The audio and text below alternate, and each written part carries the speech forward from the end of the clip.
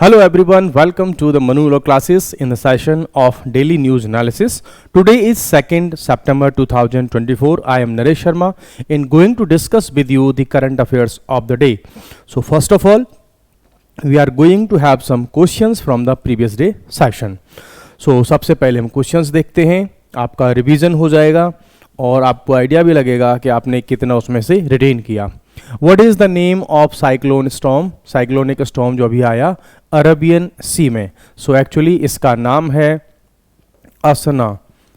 That is name of this cyclone, जो कि 1976 के बाद हमें इस लेवल का बड़ा साइक्लोन अरबियन सी में देखने को मिला है. और it's a big event because Arabian Sea में बहुत ज़्यादा हमको साइक्लोन देखने को नहीं मिलते, जबकि बे ऑफ बंगाल में हमको एवरी ईयर इवन एक ईयर में मल्टीपल साइक्लोन्स भी देखने को मिलते हैं. नेक्स्ट क्वेश्चन हम देखते हैं, हु गेव द नेम असना टू द साइक्लोनिक स्टॉर्म. इस साइक्लोन का नेम किसने दिया? आप जानते होंगे कि जितने भी साइक्लोन आते हैं उसकी एक लिस्ट होती है और एवरी कंट्री के पास में उसकी रिस्पॉन्सिबिलिटी होती है उसका नेम रखने के लिए. सो इस बार इसका नेम जो रखा है वो पाकिस्तान ने ये नाम दिया है. Next, who has assumed the role of cabinet secretary as of Friday succeeding Rajiv Gauba.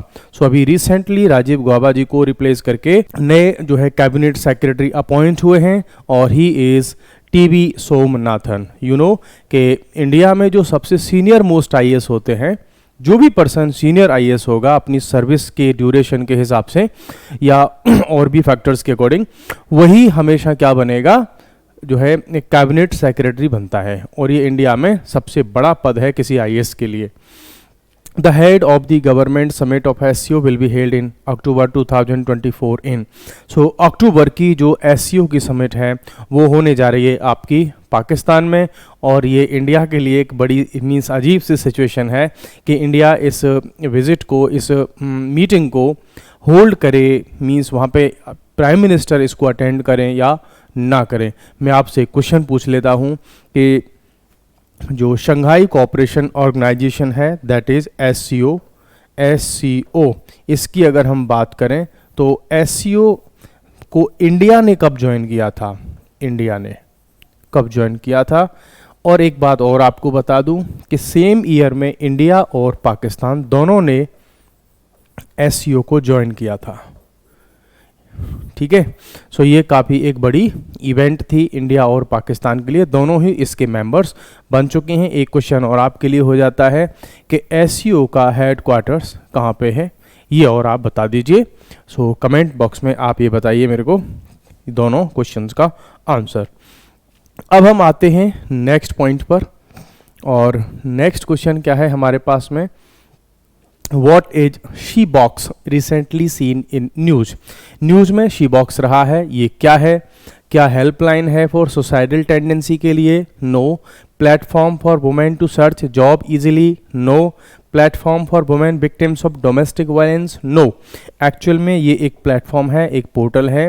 Women in work place पर अगर इनके साथ में कोई सेक्सुअल हरासमेंट होता है तो उसकी नेशनल लेवल पर कंप्लेंट की जा सकती है, उसको मॉनिटर किया जा सकता है. That is she box. चलिए अब हम चलते हैं आज के लिए कुछ इंपॉर्टेंट टॉपिक्स पर जो आपके लिए इंपॉर्टेंट है. क्या है? Anti dumping duty on aluminium foil imported from China. देखो इस तरीके की जो हेडलाइंस होती हैं वो तो एक न्यूज़ होती है, बट एक्चुअली में एज स्टूडेंट आपको यदि किसी कंपटीशन में पार्टिसिपेट करना है जहां पर GSG के आपकी नॉलेज की चीज़ हो, तो वहां पर केवल उस हेडलाइन या उस न्यूज़ को पढ़ने से, रीड करने से आपका काम नहीं चलता.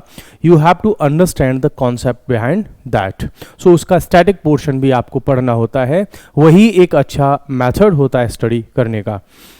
तो यहाँ पर हम देख लेते हैं जो एंटी डंपिंग ड्यूटी है वो इंडिया ने लगा दी है किस पर? चाइना से जो एल्यूमिनियम की फॉइल आती हैं उन पर लगा दी है. तो अब हमारे लिए रिस्पॉन्सिबिलिटी बनती है कि हम ये समझें कि जो एंटी डंपिंग ड्यूटी है क्या. ये एक प्रोटेक्शनिस्ट जो है टैरिफ होता है. कैसे? देखो सबसे पहले तो आप समझो डंपिंग. डंपिंग क्या होती है? डंपिंग को अगर आप समझोगे, सपोज करो कि इंडिया में कोई एक बॉटल है, ठीक है, पानी की बॉटल है और उसकी जो इंडिया में जो कॉस्ट है, सपोज करो वो है 100 रुपीज़ इंडिया में। चाइना से कोई कंपनी इंडिया में पानी की बोतल, वाटर बॉटल एक्सपोर्ट करे, इंडिया में उसको इंपोर्ट किया जाए और इंडिया में उसको बेचा जाए 50 रुपये में, 50 रुपीज़ में। सो इंडिया में जो कस्टमर होंगे ऑब्वियसली इसी रेट वाली उस सेम बॉटल को परचेज करेंगे। जब ऐसा कंटिन्यूसली होगा तो ये जो बॉटल बेचने वाली कंपनीज हैं ये एक ना एक दिन बंद हो जाएंगी, ख़त्म हो जाएंगी ये कंपनीज। मींस कोई कंट्री जैसे कि स्पेशली चाइना हमेशा जाना जाता है डंपिंग के लिए।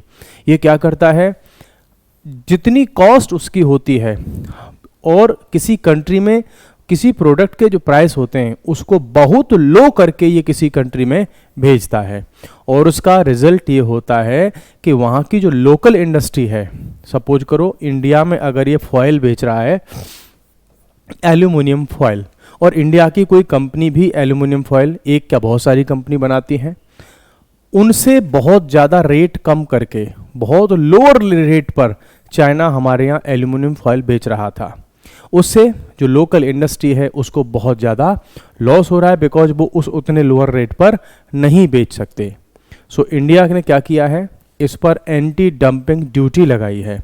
मींस अब अगर ये चाइना हमको उस बॉटल को 50 रुपये में सेल कर रहा है तो हम उस पर 50 रुपये का टैक्स लगा देंगे, 50 रुपीज़ का, तो ये इसके इक्विवेलेंट हो गई। तो एंटी डंपिंग ड्यूटी होती है कि कोई एक कंट्री दूसरे कंट्री में इतना सस्ता सेल न कर दे कि वहाँ की लोकल इंडस्ट्री ख़त्म हो जाए। So that is anti dumping duty. I hope ये आपको समझ में आया होगा। आप कमेंट में बताइएगा कि ये समझ में आया कि नहीं आया ये कॉन्सेप्ट। डंपिंग का कॉन्सेप्ट भी आपको समझ में आ गया। इसका क्या इफेक्ट होता है, ट्रेड डिस्टॉर्टिव इफेक्ट होते हैं डंपिंग के हमेशा से, जो भी आपको मैंने बताया। नेक्स्ट इसमें अगर हम देखें तो लीगल क्या इसका बेस है, तो जो वर्ल्ड ट्रेड ऑर्गेनाइजेशन है वो अलाउ करता है सारे कंट्रीज़ को कि यदि आपके कंट्री में कोई डंपिंग कर रहा है किसी प्रोडक्ट की तो आप उस पर एंटी डंपिंग ड्यूटी लगा सकते हैं। ऐसी ही एक मिलती जुलती ड्यूटी और होती है। अच्छा, इसका ऑब्जेक्टिव क्या है वो तो आपको दिख ही रहा होगा, to protect local businesses and markets. अपने लोकल मार्केट बिजनेस को प्रोटेक्ट करना इसका मेन काम होता है। फाइनली इस एंटी डंपिंग ड्यूटी को कौन फाइनलाइज करता है, कौन इसको इम्पोज करता है, तो मिनिस्ट्री ऑफ फाइनेंस इसके लिए अथॉरिटी है। नेक्स्ट अब हम चलते हैं, एक ऐसी ही और ड्यूटी होती है जिसका नाम है काउंटर वेलिंग ड्यूटी। ये क्या होती है, अगर आपने अभी जस्ट एंटी डंपिंग ड्यूटी को समझा तो एंटी डंपिंग ड्यूटी भी ऐसे सस्ते मीन्स बहुत ज़्यादा जो चीप रेट पर प्रोडक्ट सेल किए जाते हैं उन पर लगाई जाती है। तो साथ में आपकी जो काउंटर वेलिंग ड्यूटी है वो भी सस्ते प्रोडक्ट पर ही लगाई जाती है। काम दोनों में क्या हो रहा है कि लोकल मार्केट को, लोकल बिजनेस को बहुत ज़्यादा हार्म होता है। इसमें बस इतना सा डिफरेंस ऐड हो जाता है कि सपोज करो चाइना अगर इंडिया में बेचे राइस, ठीक है, और वो बेचना स्टार्ट कर दे 10 रुपये kg, बहुत सस्ते में स्टार्ट कर दे, तो 10 रुपये में अगर वहाँ का कोई बिजनेसमैन, कोई वहाँ का फार्मर अगर इंडिया में राइस बेचेगा तो इंडिया के अपने लोकल किसान का जो राइस है वो तो नहीं बिकेगा। चाइना क्या करता है, सपोज करो उस राइस के प्रोडक्शन की कॉस्ट पर केजी थी, आप सपोज करो 25 रुपीज़ पर केजी उसकी कॉस्ट आई, वो बेच कितने में रहा है इंडिया में, 10 रुपये में। चाइना क्या करता है, उन बिजनेसमैन को, उन फार्मर्स को इस 15 रुपये की सब्सिडी दे देता है। बोला तुम चिंता मत करो, इंडिया में सस्ते में बेचो, सेल करो, बाकी तुमको जो घाटा होगा वो हम देंगे। मीन्स डंपिंग भी किसी लोकल मार्केट को डिस्टॉर्ट करता है, और जो वेलिंग होती है, काउंटर वेलिंग भी हम ऐसे ही केसेस में यूज करते हैं। फर्स्ट वाला जो केस था वो ये था कि कंपनी अपनी मर्जी से बहुत सस्ता बेच रही है, और इस काउंटर वेलिंग वाले में क्या है कि गवर्नमेंट, किसी कंट्री की गवर्नमेंट सब्सिडी देती है, सब्सिडी देती है। ठीक है। सो इन दोनों ही केसेस में WTO ये अलाउ करता है सारे कंट्रीज़ को कि आप अपने कंट्री में अगर कोई कंट्री बहुत सस्ते प्रोडक्ट सेल कर रहा है, उससे आपके कंट्री की कॉस्ट मींस आपके कंट्री की जो मार्केट है, बिजनेस है, इंडस्ट्री है, वो अगर डिस्टॉर्ट हो रही है तो आप उस पर क्या लगा सकते हैं, टैक्स लगा सकते हैं। फर्स्ट वाले केस में था एंटी डंपिंग ड्यूटी, सेकंड वाले केस में जहां पर गवर्नमेंट सब्सिडी देकर के उसको सस्ता भेज रही है उस पर लगाते हैं काउंटर वेलिंग ड्यूटी। सो दोनों ही केसेस में अपनी लोकल मार्केट को हम सेव करना चाहते हैं, दोनों का पर्पज यही है, ठीक है। सो ये आई होप कि आपको ये कॉन्सेप्ट समझ में आ गया होगा। नेक्स्ट अब हम चलते हैं world gold councils projection for gold consumption in India.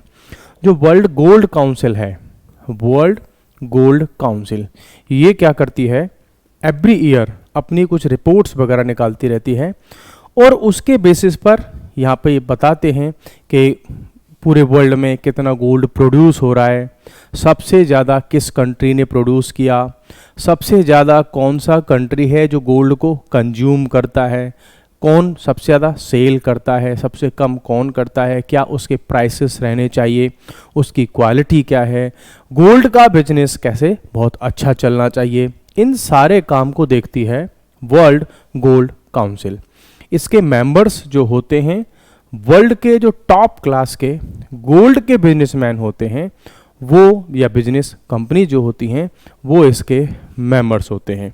तो अभी रिसेंटली वर्ल्ड गोल्ड काउंसिल ने अपनी रिपोर्ट में ये कहा कि अभी तक जो इंडिया में गोल्ड का कंजम्पशन है, जो 2024 में 750 टन से पहुंच करके वो 850 टन हो जाएगा एनुअली।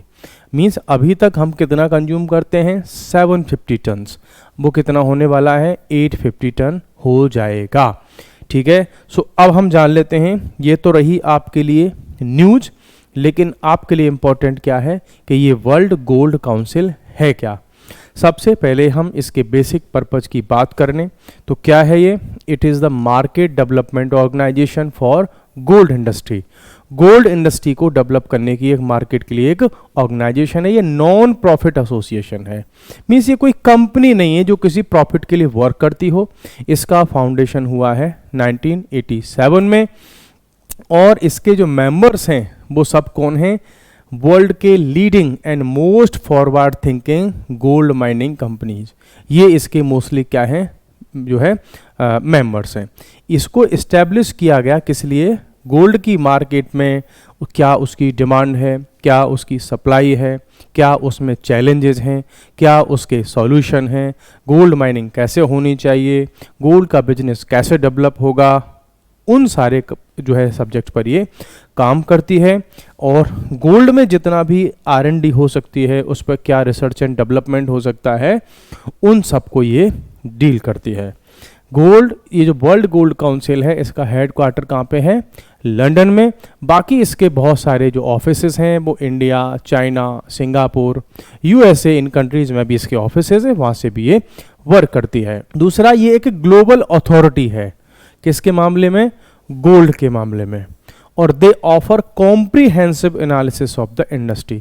तो वर्ल्ड के लेवल पर जब भी गोल्ड की बात होगी, चाहे गोल्ड के अमाउंट की बात हो, उसकी क्वालिटी की बात हो, क्वांटिटी की बात हो, उसमें स्टैंडर्ड्स की बात हो, उस पर टैक्स की बात हो, गवर्नमेंट की पॉलिसीज़ की बात हो, उसमें R&D की बात हो, उन सब के लिए अथॉरिटी कौन है इंटरनेशनल लेवल पर, ये वर्ल्ड गोल्ड काउंसिल है।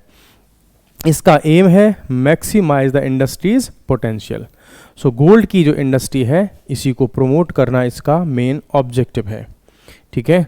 चलिए, तो ये बेसिक से इसके पॉइंट्स हो गए। अगर क्वेश्चन यहाँ से आता है तो आप इसको डील कर सकते हैं। एक पॉइंट ये भी देख सकते हैं कि WGC was the creator of the first gold exchange traded fund. तो गोल्ड एक्सचेंज को स्टार्ट करने वाली कौन थी, ये ग्लोबल लेवल पर वर्ल्ड गोल्ड काउंसिल, जिसमें आप इंटरनेशनल लेवल पर गोल्ड को परचेज करते हैं और सेल करते हैं जैसे शेयर मार्केट में होता है। तो ये रहा हमारे पास में वर्ल्ड गोल्ड काउंसिल का रिगार्डिंग में पॉइंट्स। नेक्स्ट अब हम चलते हैं रॉ, जिसकी आपने बात सुनी होगी। रॉ के बारे में आपने बहुत सारी मूवीज़ देखी होंगी, अंडर कवर एजेंट्स के बारे में बहुत सुना होगा, और मूवीज़ में बहुत बड़े बड़े स्टंट्स देखने को मिलते हैं, है ना।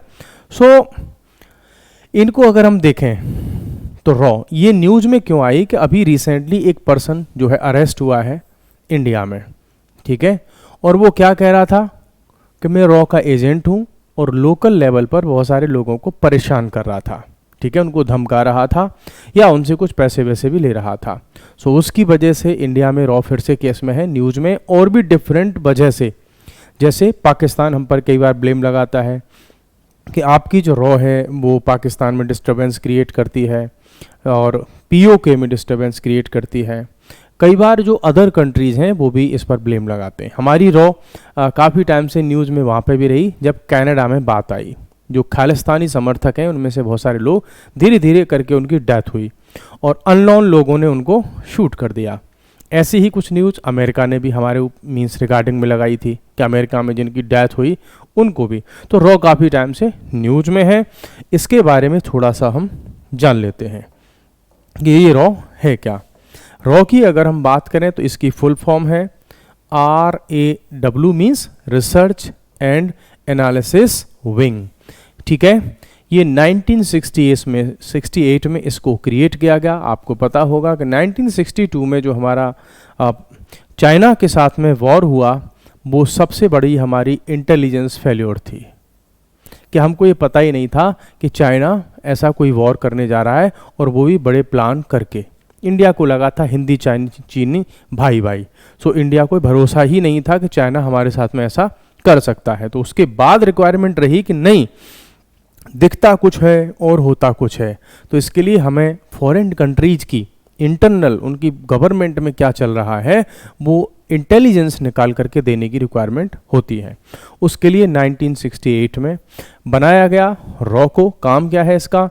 इंडिया की इंटरनेशनल इंटेलिजेंस अफेयर्स में डील करना।